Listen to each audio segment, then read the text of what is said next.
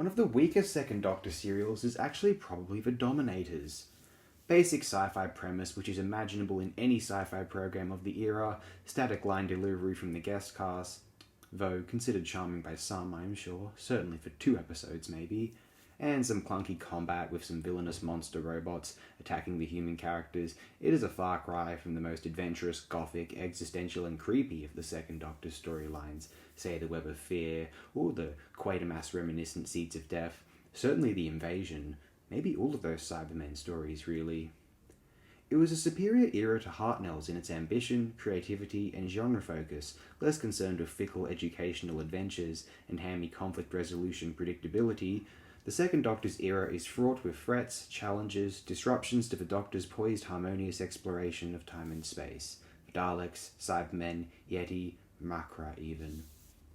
This was the great Doctor Who formula first realised, although at its most basic and unexcited, possibly, not certainly, in The Dominators here. The Second Doctor's era had a strong habit of centering the episodes, the direction, the plots, the VFX applications around the gravity, the subject, of a certain creature or ominous location. Too often was the William Hartnell era at a loss of what to do in a certain historical time period, or not going strong enough on the genre elements with an otherwise genre-heavy serial.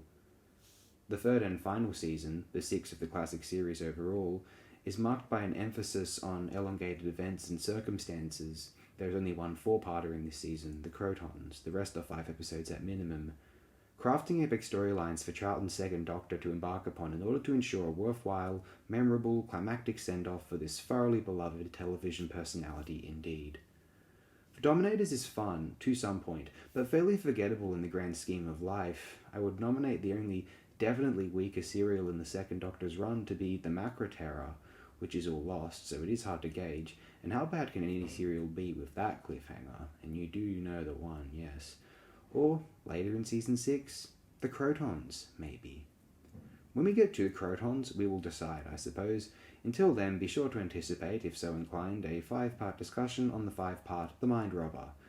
Maybe a few too many parts, yet again.